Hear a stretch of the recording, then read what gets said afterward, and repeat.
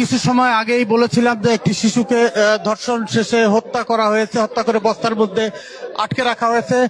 এখন আমরা দেখতে পাচ্ছি যে সেই যে যার বিরুদ্ধে এই ধর্ষণের অভিযোগ উঠেছিল তার লাশ হয়তোবা পড়ে আছে।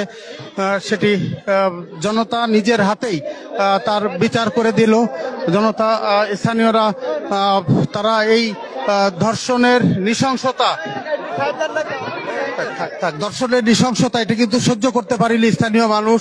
শত শত মানুষ তাকে মেরে থেতলে দিয়েছে একেবারে। এবং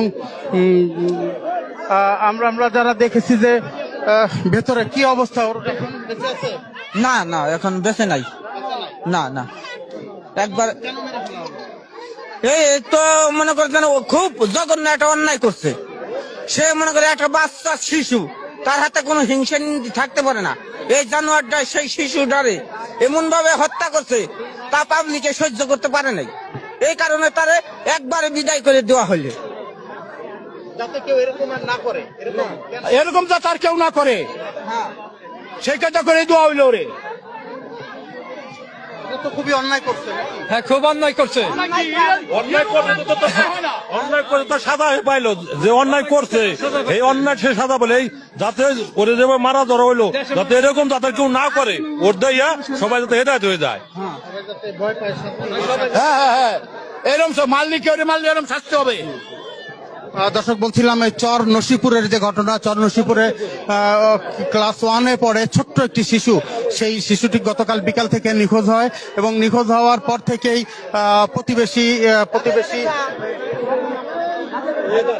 প্রতিবেশী হায়দারের বাড়িতে তার লাশ আজকে সন্ধ্যায় এসে পুলিশ খুঁজে পায় বা লাশ উদ্ধার করে। কিন্তু এই খবর পেয়ে শত শত মানুষ, গ্রামের শত শত মানুষ তারা কিন্তু এখানে ছুটে এসেছে এবং এই দৃশ্য দেখে তারা সহ্য করতে পারেনি।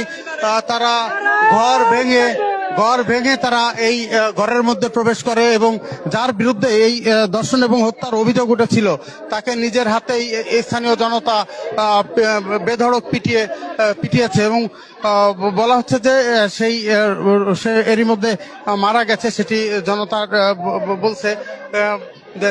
এবং বলছেন যে এটি আসলে তারা ক্ষুব্ধ হয়ে আসলে এই বিচারের যে মব জাস্টিস বা যাই বলি, এই ঘটনাটি ঘটিয়েছে, যাতে কেউ এর ধরনের ঘটনা আর কখনো না ঘটায়, কেউ যাতে এমন ঘটনা আর কখনো না ঘটায়, তাই দৃষ্টান্তমূলক শাস্তি তারা দিয়েছে, এটি দাবি করছেন। কিছু সময় আগেই কিন্তু এখানে পুলিশ চেষ্টা করেছে অনেক তাকে রক্ষা করবার, কিন্তু পারেনি। পুলিশের ব্যারিকেড ভেঙেই কিন্তু স্থানীয় জনতা শেষ পর্যন্ত এই যে হায়দার তার উপরে হামলা চালায়।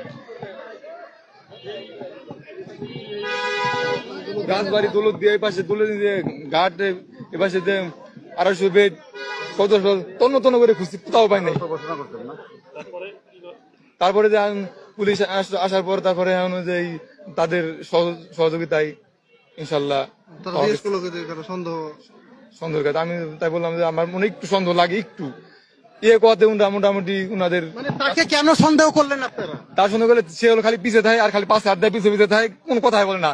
উনি কি আগে আসবে না? উনি আমার দাদা, উনি আসলে আগে না, যে আসলে মেয়েটা গেল কোথায়, ও তা না গিয়ে ও খালি পিছনে থাকে, খালি পিছনে থাকে। মেয়েটা আপনার কি হয়? আমার মেয়ে। আপনার মেয়ে? হ্যাঁ। ওই হায়দার হচ্ছে আপনার কি হয়? আমার দাদা হয়। আপনার আপন দাদা? চাস্তো দাদা? আপনার দাদা? আমার দাদা। হ্যাঁ। তার মানে মেয়েটার হচ্ছে তাওই হয়। তাওই।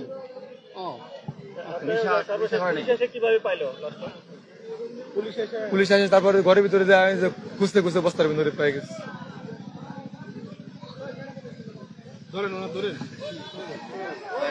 আসলে বলার মতো কোন, এটা এমন একটা ঘটনা হৃদয় বিদারক, এটা বলার মতো ঘটনা না। কারণ এই মানুষটা আসলে ছিল পরিবার ছাড়া একটা সময়। আর আমরা শুনছি ইতিপূর্বে, মানে বাপ দাদাদের কাছ থেকে শুনছি, এই লোকটা একটা পশুর মতো ছিল, আগেও খুনি ছিল। কিন্তু ওনারে দিয়ে আমরা বিন্দুমাত্র সন্দেহ করি না। কেন? ছোট একটা বাচ্চা মানুষের সাথে মিশে থাকে, মানুষের তো পরিবর্তন হয়।